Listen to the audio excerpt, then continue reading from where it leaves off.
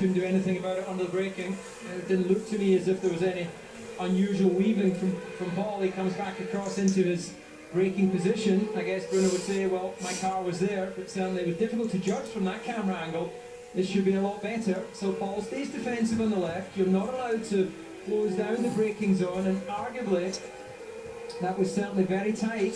I would imagine the stewards will have a look at that. Yeah, they've been clarifying how far after the Bahrain, when Rosberg cut across people, they have done a bit of clarification, but it's so hard when you're doing these kind of speeds. Remember, they're doing over 200 miles an hour. Well, the other thing is, well, put yourself in the cockpit. You're not looking in your mirror the whole time you go into the corner. At a certain point, you have to say, okay, I've made my decision. I'm now focused on my apex.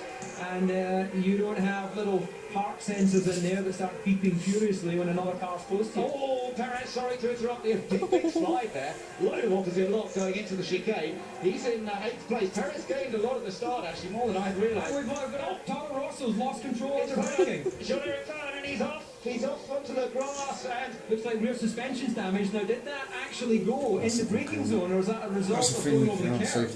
But I would be amazed if he's able to drive away from that position. Marshals will need to take a view. Let's just watch this. Oh my goodness, that really snapped on him, didn't it? Yeah, left rear suspension, I believe. Looks like it was already damaged when he hit the brakes. Let's just try and see that one more time. Watch the right as you're looking at the braking.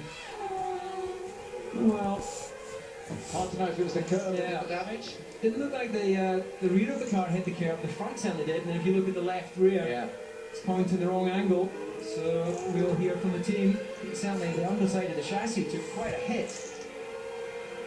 Are you okay, Jeff? Are you okay? I'm fine at my back.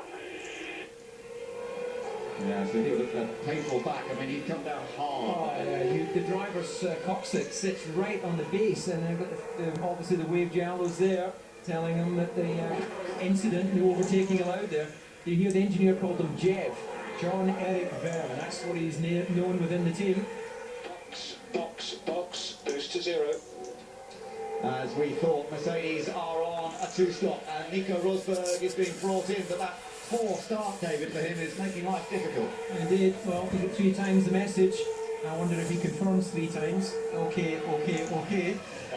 And he comes. It should be pretty handy short work. You have the wheel nut in the wheel, so that speeds up the pit stop. Pretty commonplace now amongst the top teams. It's gone out on a harder tyre, so qualified on the softer of the 2 compounds. Pretty good stop, 4.1 seconds, but I think we might see some faster than that. And again, Schumacher doing the rallycross style out of the second chicane, and Kimi Räikkönen tucked in behind, and we expect Michael presumably to be coming in on this lap. We see Rosberg in, and we knew he's due in soon. Yeah, Michael's times now are starting to drop away at 31.2 on that last lap, compared to 30.1 for our race leader, and he was in the 30s the previous lap, so it would appear that he's hit the mini cliff. They're not seeing the big cliff here that we've seen in other Grand Prix, but this is affecting Räikkönen's race. Yes, it is. Räikkönen losing time as a result. Might see Michael come in. It's allowing Sergio Perez to close up. We've got the 2 Saubers in the points currently in this early stage of the Italian Grand Prix. Somewhat better than what happened to Sauber last time out. And Gary, I think you've seen the Mercedes crew getting ready, aren't they? So we're going to see Schumacher in. Yeah, Schumacher coming in now. The team are already. I think it's the hard tyre as well going to go on there. Obviously the soft tyre is falling away a bit quicker than they expected. But, committed to a 2-stop right for both Mercedes. So we know that they're going to have to make another stop. Button's being told he's in the window, presumably for a stop. So let's see what McLaren do. Are they going to go for 2 stops, or are they going to try and eke it out into a single stop for this race? Schumacher rejoins the fray once more, and I think he's coming out just in front of Hulkenberg down in that section coming. Now, in fact, Hulkenberg's gone through, so it's probably Leinen who will be next up.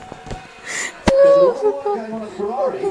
Interesting, that was Matt Fry, technical chief there, having a conversation. Have they got an issue around the cars, or is that a conversation over strategy? Unusual to see him off the pit wall. Normally, those conversations would be had between them on the closed radio circuit that they have there that no one else can listen into. But he's obviously felt the need to go to the garage.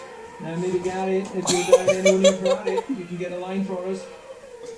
Yeah, Gary, do you think that does indicate a problem, or are they working on strategy, do you think? I would have thought it was strategy. Looking at the section times, I mean, they're all doing quick laps and lots of just 2 laps to go for his fastest lap in the race so far. So the last lap was a 10th of a second slower. But as you say, he's matching Hamilton. Now they've obviously got to try and work out how to